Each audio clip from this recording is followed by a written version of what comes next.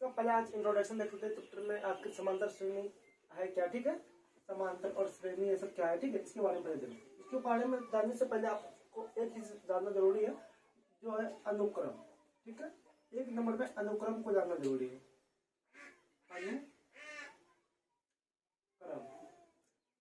अनुक्रम का इंग्लिश होता है सीक्वेंस, SEQUENC, ठीक है। पहले जानते हैं अनुक्रम क्या होता है, फिर उसके बारे में डिटेल से जानेंगे।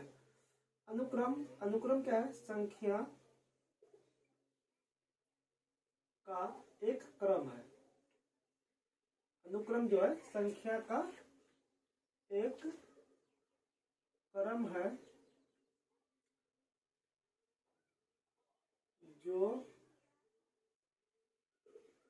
किसी निश्चित नियम पर लिखा जाता है। अनुक्रम जो है संख्या का एक क्रम है जो क्या होता है, किसी निश्चित नियम पर लिखा होता है, ठीक है, उसे हम लोग अनुक्रम कहते हैं, ठीक है। जस्ट लाइक कैसे हो सकता है, एग्जाम्पल से हम लोग देखते हैं। नंबर 1 जैसे देख लीजिए 2, 4, 6, 8, 10, देखिए ये जो संख्या का क्रम लिखा गया ना, एक निश्चित नियम से लिखा गया। क्या नियम है इसमें, देखिए 2, 4 हो रहा है ना, लगता है कि 2 में 2 जोड़ के 4 आ गया, फिर 4 में 2 जोड़ेंगे 6 आ जाएगा, 6 में 2 जोड़ेंगे 8 आ जाएगा, 8 में 2 जोड़ेंगे 10 आ जाएगा। तो मतलब एक निश्चित क्रम में लिखा हुआ है, समझ में आ गया। कोई भी किसी भी तरह का, लेकिन एक निश्चित नियम के अनुसार ही लिखा जाएगा, ठीक है। जैसे आपको हो गया 2, 8, 14, 20, इस तरह का भी हो सकता है, खास नियम से लिखा जाए। इसमें देखिए क्या नियम है, तो 2 के बाद 8 आ गया, 8 के बाद 14 गया, 6 का गैप आ रहा है ना, तो ये भी हो सकता है। या तो 1 का स्क्वायर लिख दे, फिर 2 का स्क्वायर, 3 का स्क्वायर, 4 का स्क्वायर। ये भी आपको सीक्वेंस में, सीक्वेंस में, क्योंकि आपको 1 का स्क्वायर आ रहा है, 2 का, फिर 3 का, फिर 4 का लिखा जा रहा है ना, ये भी एक नियम में लिखा हुआ है, तो ये भी आपको क्या हो जाएगा, सीक्वेंस हो जाएगा।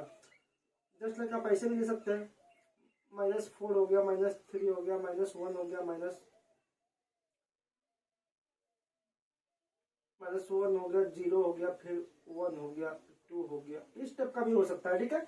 इसमें भी एक खास नियम लगा हुआ, क्या एक घटते हुए जा रहा है, ठीक है। आप -4 में 1 घटाएंगे तो 3 हो जाएगा, 3 में 1 घटाएंगे तो -2 होता ना, सॉरी -2 हो जाएगा, -2 में आप 1 घटाएंगे तो -1 हो जाएगा, फिर यहाँ पे क्या हो जाएगा, 0 हो जाएगा, फिर इसी तरह से 1 बढ़ते जाएगा, ठीक है। तो ये भी एक अनुक्रम में लिखा हुआ है, ठीक है। तो इस टाइप का जो भी होता है, मतलब कि किसी कोई भी संख्या क्रम में लिखा जाए, लेकिन एक निश्चित नियम लागू हो तो वो अनुक्रम हो जाएगा, ठीक है। आपको समझ में आ गया होगा। तो चलिए दूसरा देखते हैं। दूसरा होता है श्रेणी, जो हम लोग को वहां पे लिखा हुआ है, उसका मतलब क्या होता है, देख लेते हैं। श्रेणी, इसका मतलब, इसका इंग्लिश का प्रोग्रेशन, प्रोग्रेशन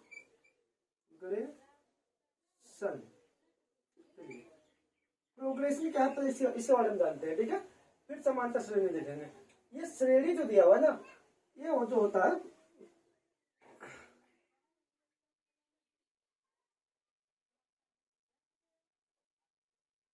एक प्रकार का अनुक्रम ही है जो किसी निश्चित है, जो किसी निश्चित है, जो किसी विशेष प्रतिबंधों के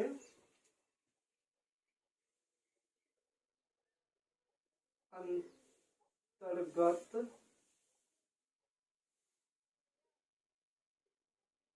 लिखा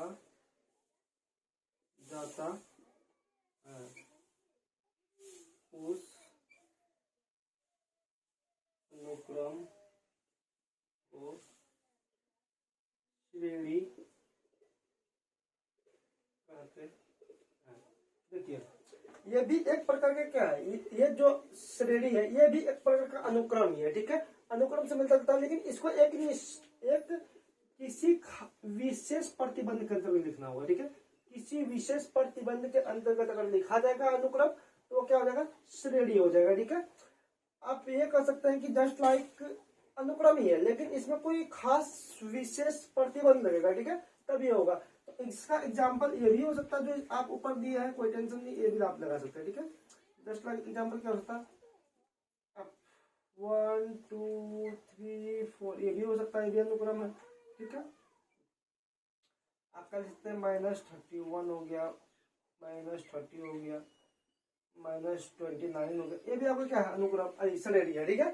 तो समझ गए, सारे अनुक्रम श्रेणी हो सकता है, सॉरी सारे श्रेणी अनुक्रम हो सकता है, सारे अनुक्रम श्रेणी नहीं हो सकता, क्योंकि इसमें कोई खास प्रतिबंध वाला भी नहीं आएगा, ठीक है। मतलब ये अनुक्रम के जैसा ही है, लेकिन सारे अनुक्रम श्रेणी नहीं हो सकता है, समझ गए। ये भी इसी का टाइप है, ठीक है, लेकिन क्या ये थोड़ा सा डिफरेंस होता है, क्योंकि इसमें कोई विशेष प्रतिबंध के अंतर्गत आता है, मतलब कोई खास नियम वाला ही होगा, बाद बाकी सभी नहीं आएगा, ठीक है, समझ गए। ये भी ऐसा ही होता है, ठीक है। तो चलिए इतना समझना क्या होगा, स्क्रीनशॉट ले लीजिए। नेक्स्ट देखते हैं हम लोग।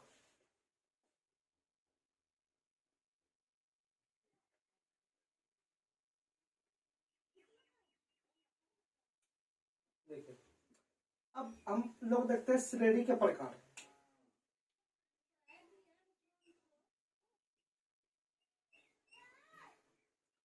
श्रेणी के प्रकार, श्रेणी मुख्यतः 3 प्रकार के होता है, ठीक है। तो चलिए पहला प्रकार क्या होता है, पहला जो हम लोग का चैप्टर का नाम है समांतर श्रेणी। पहला होता है समांतर श्रेणी, इसका इंग्लिश तो पता है, अर्थमेटिक प्रोग्रेशन होता है,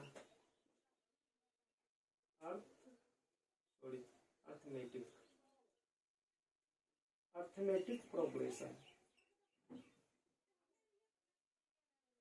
इसके बाद तक गुणोत्तर श्रेणी, गुणोत्तर श्रेणी, इसका होता है आपको ज्योमेट्रिक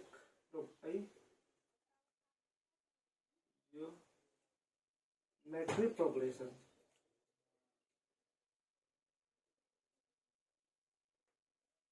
तीसरा होता है हरात्मक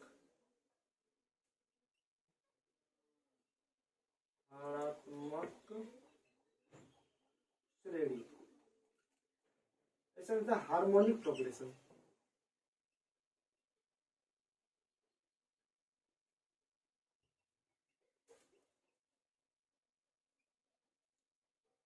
ठीक है, श्रेणी के 3 प्रकार होते हैं, ठीक, मुख्य तो 3 प्रकार होता है, और भी होता है, लेकिन यही मुख्य 3 प्रकार होते हैं, ठीक है। समांतर श्रेणी हो गए, गुणोत्तर श्रेणी, हरात्मक श्रेणी, ठीक है। इसको शॉर्ट में अर्थमेटिक प्रोग्रेशन को शॉर्ट में एपी बोलते हैं, और ज्योमेट्रिक प्रोग्रेशन को शॉर्ट में जीपी बोलते हैं, हार्मोनिक प्रोग्रेशन को शॉर्ट में एचपी बोलते हैं, ठीक है। एचपी जीपी एपी, समझ गए, ये समांतर श्रेणी के प्रकार है, ठीक है।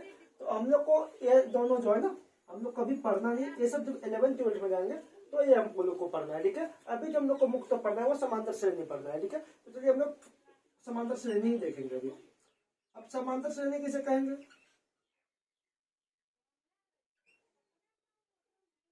समांतर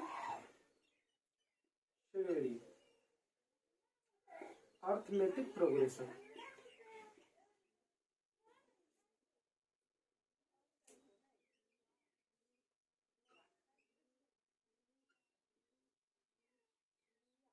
अर्थमेटिक प्रोग्रेशन। अर्थमेटिक प्रोग्रेशन क्या होता है ये देख लेते हैं, ठीक है।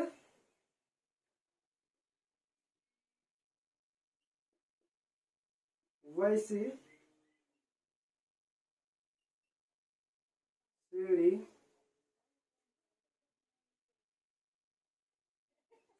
जिसमें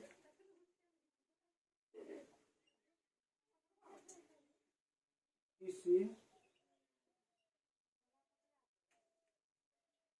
निश्चित संख्या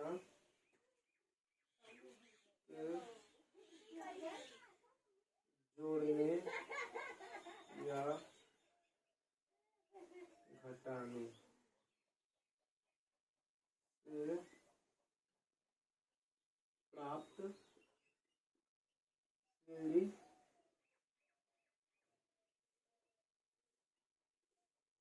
समांतर श्रेणी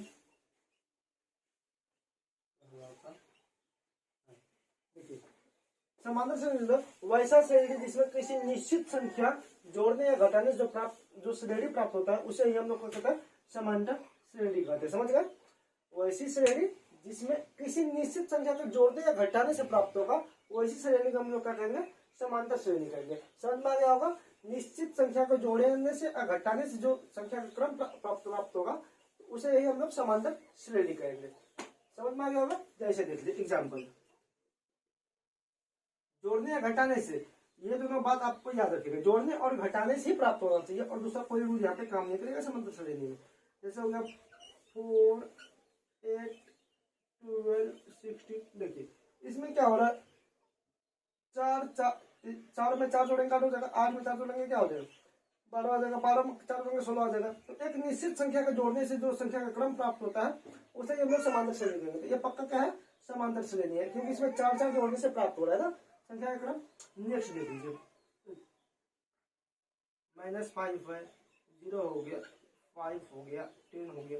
देखिए ये भी एक समांतर श्रेणी है। ठीक है, इसमें क्या हो रहा है ना कि 5 जोड़े जा रहे हैं ना, इसमें अगर 5 जोड़ेगा -5 में अगर 5 जोड़ेगा तो क्या हो जाएगा 0 हो जाएगा, 0 में 5 जोड़ेगा तो 5 हो जाएगा, 5 में फिर 5 जोड़ेगा तो 10 आ रहा है ना। एक निश्चित संख्या क्या जोड़े 5 जोड़े जा रहे हैं ना, तो ये सब सारे समांतर श्रेणी में आएगा। ठीक है, अब देखिए हमने एक चीज यहाँ पे यूज किया, निश्चित संख्या। निश्चित संख्या जो जोड़ने से घटाने से मिल रहा है हम लोग को एपी, उस निश्चित संख्या को क्या कहते हैं? देखिए इस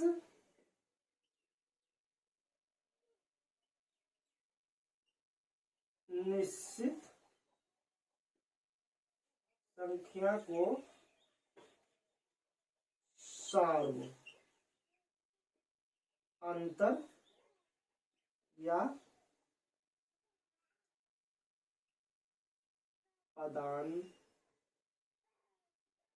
पदांतर कहते हैं। पदांतर इंग्लिश में से कहते हैं कॉमन डिफरेंस। कॉमन डिफरेंस कहते हैं। समझ में आ गया? जो ये निश्चित संख्या जो निश्चित संख्या जोड़ने घटाने से प्राप्त होता है ना हम लोग को एपी, उस निश्चित संख्या को सार्वंतर, पदांतर या इंग्लिश में कॉमन डिफरेंस कहते हैं। समझ गए? चलिए और देख लीजिए, ये जो कॉमन सार्वंतर है ना इसे क्या कहते हैं? कॉमन डिफरेंस कहते हैं। ठीक है,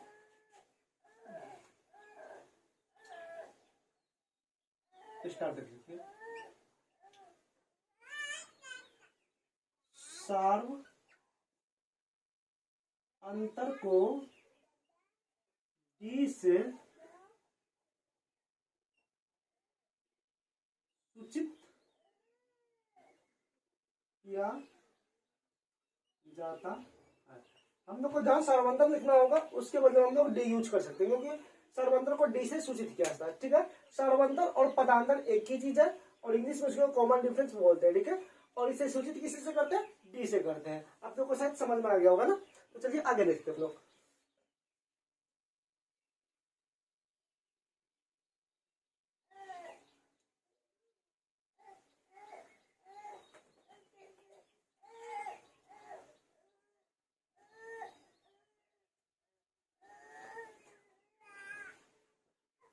देखिए हम एक एपी ले लेते हैं। आप लोगों को पता है एपी क्या होता है? अब एपी मतलब अर्थमेटिक प्रोग्रेशन। एपी आपको क्या होता है? एक निश्चित संख्या जोड़ने या घटाने से जो प्राप्त होता है उसे एपी कहता है ना। चलिए एक एपी देखते हैं। एपी क्या हो सकता है? 2 हो सकता है, 6 हो सकता है, 10 हो सकता है, 14 हो सकता है, डॉट डॉट ले लीजिए। ठीक है, तो देखिए इसमें एक निश्चित संख्या क्या जोड़ा गया है ना, इसमें जो संख्या जोड़ा गया वो क्या जोड़ा गया है? तो देख रहे हैं कि 2 में अगर 4 जोड़ेंगे तो 6 आ जाएगा, 6 में 4 जोड़ेंगे 10 आ जाएगा। एक निश्चित संख्या 4 जोड़ा जा रहा है, ठीक है। तो ये क्या है, एक निश्चित संख्या है। निश्चित संख्या का हम लोग क्या करते हैं, निश्चित संख्या हम लोग क्या करते हैं, सर्वांतर करते हैं ना, और सर्वांतर को डिनोट किससे करते हैं, तो डी से करते हैं। तो डी बराबर हम लोग को क्या हो जाएगा, सर्वांतर 4 हो जाएगा। क्या हो जाएगा, 4 हो जाएगा इस एपी का, समझ गए। इस एपी का जो बीच का डिफरेंस है कितना कितना है, 4 का डिफरेंस है। तो डी कितना हो जाएगा, 4। डी क्या है, डी कॉमन डिफरेंस वाला डी है, ठीक है, मतलब सर्वांतर है, समझ गए। या बोल सकते हैं पदांतर है, पदों का अंतर को ही हम लोग सर्वांतर कहते हैं, या इसे कॉमन डिफरेंस बोलते हैं, या पदांतर बोलते हैं, समझ गए। तो इस एपी में जो कॉमन डिफरेंस है वो कितना है, 4 है। दूसरा देख लेते हैं,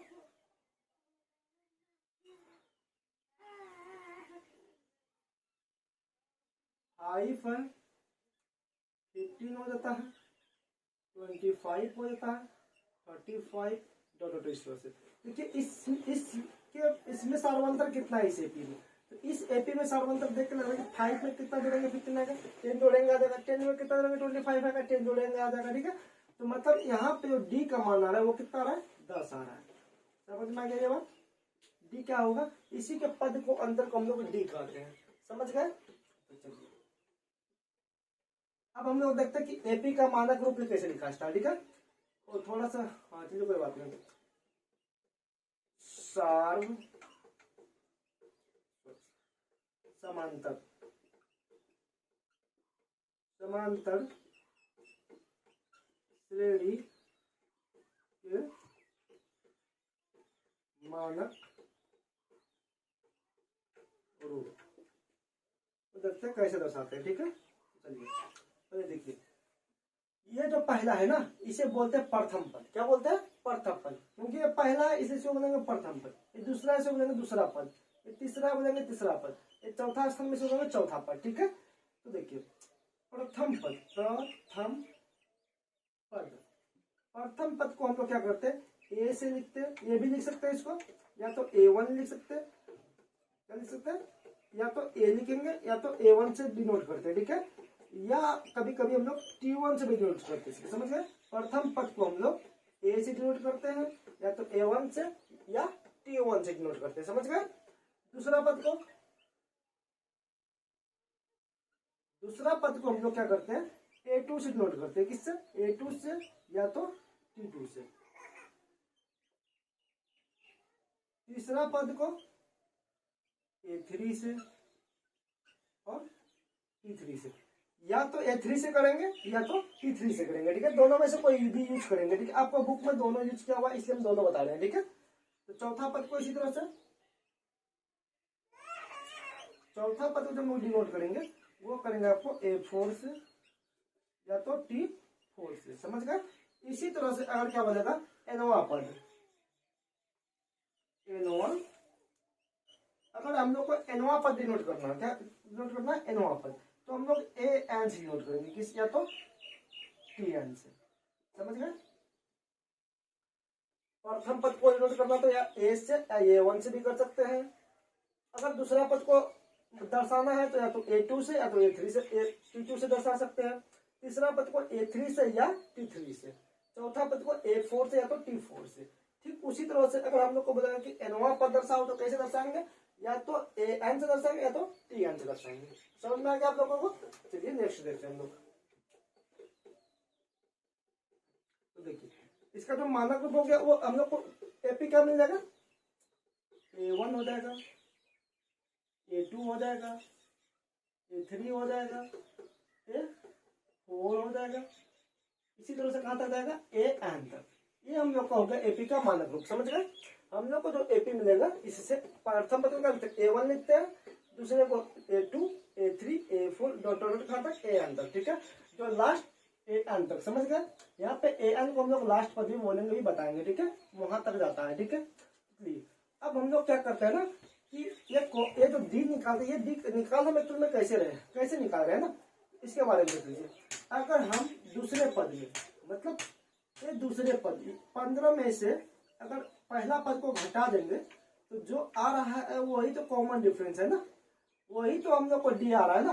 तो दूसरे पद में से अगर पहले पद घटा दिया जाए तो हम लोग को डी मिल जा रहा है, या अगर तीसरे पद में से मतलब 25 में से 15 घटा देंगे तब भी हम लोग को क्या मिलता है, डी मिलता है।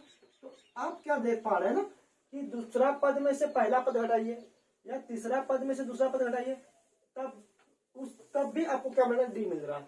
तो मतलब आप इसमें अगर इसको घटाएंगे तब भी आपको डी ही प्राप्त होगा। मतलब पदों सारे पदों का अंतर क्या है, बराबर है। समझ रहे हैं ना बात को, सभी पदों का अंतर क्या होता है, बराबर है। दूसरे में से पहला को घटाएंगे तब भी डी मिलेगा, मतलब सारवंतर आएगा। तीसरे में से दूसरे को घटा देंगे तब भी सारवंतर आएगा।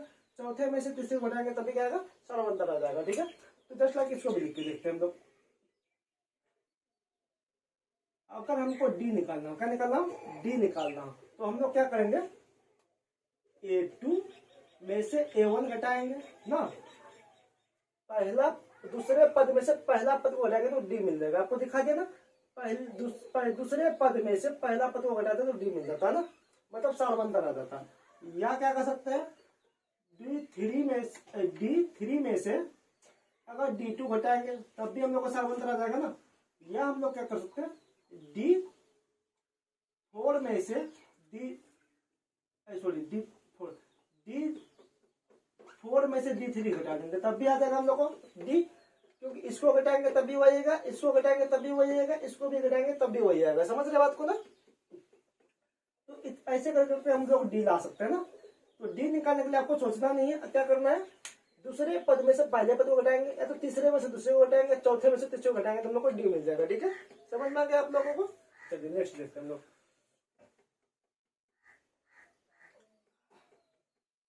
हम आप लोग को एक एपी देते हैं। ठीक है, इसका क्या करना है, हम लोगों को फाइंड करना है, इसलिए हम आपको बताते हैं। एक एपी है हम लोगों के पास 4 6 8 10 डॉट डॉट डॉट। इसमें प्रथम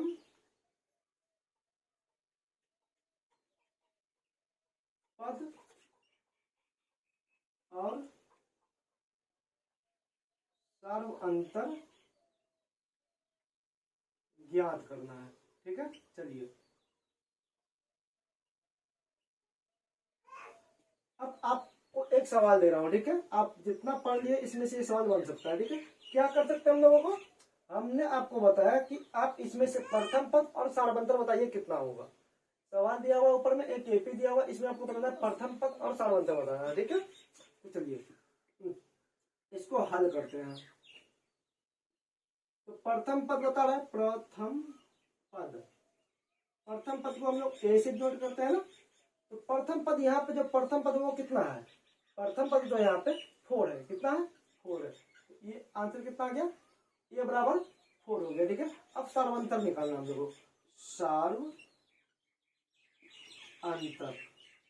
सार्वअंतर मतलब डी निकालना। हम लोग डी निकालने के लिए सूत्र क्या होता है हम लोगों को, A2 में से A1 घटा दीजिए, A2 माइनस A1 घटा दीजिए। अब A2 यहाँ पे क्या है, तो दूसरे पद को हम लोग A2 बोलते हैं। समझ रहे हैं, दूसरे पद को क्या बोलते हैं, A2 बोलते हैं। तो मतलब 6 में से आपको A1 क्या है, पहला पद को A1 बोलते हैं, 4 को माइनस करना होगा, मतलब 2 हो जाएगा। ठीक है, यही जो आएगा यही हम लोग को क्या हो जाएगा, डी हो जाएगा। ठीक है, मतलब यहाँ पे कॉमन डिफरेंस जो है वो कितना है, 2 का है। कितना का, 2 का है। समझ में आ गया, इस तरह से हम लोग इसको हल करेंगे। ठीक है, तो चलिए अब नेक्स्ट देखते हैं।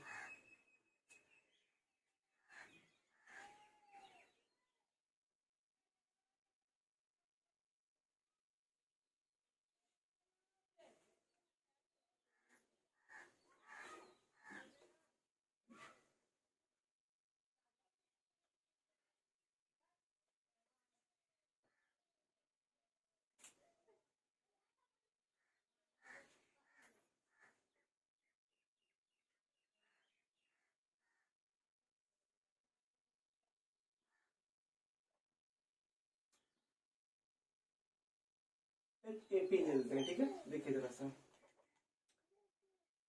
A1 A2 A3 A4 dot dot. ठीक है, ठीक है ना। तो चलिए हम क्या देख रहे हैं ना कि अगर पहला पद A है तो ठीक है, दूसरा पद क्या होता है ना A1 बराबर ए होता है, ठीक है। A2 ज्ञात करना हो तो क्या करेंगे, ए में हम लोग क्या करेंगे, डी को जोड़ देंगे तो A2 मिलेगा हम लोगों को। जरा सोचिए, हमने आपको क्या बताया कि A2 में से A1 को घटाएंगे तो हम लोग को डी मिलता है ना, मिलता है कि नहीं मिलता है। तो अगर पहला पद को तो ए मानेंगे, ए बात तो सही है, पहला A1 निकालना होगा तो A1 का मान रख देंगे तो A1 बोले ए बोले कोई फर्क नहीं पड़ता, ठीक है। तो पहला पद ही हो जाएगा क्या, आपको A1 हो जाएगा, ठीक है। मतलब इस ए वैल्यू यहाँ पर रख देंगे हो जाएगा। दूसरा पद कैसे निकालेंगे, अगर इसी पद में से डी का वैल्यू जोड़ देंगे तो A2 नहीं निकल जाएगा। जैसे देखिए हम आपको बताते हैं, 4 6 8 10 लेते हैं, ठीक है, ये AP हम लोगों को, ठीक है।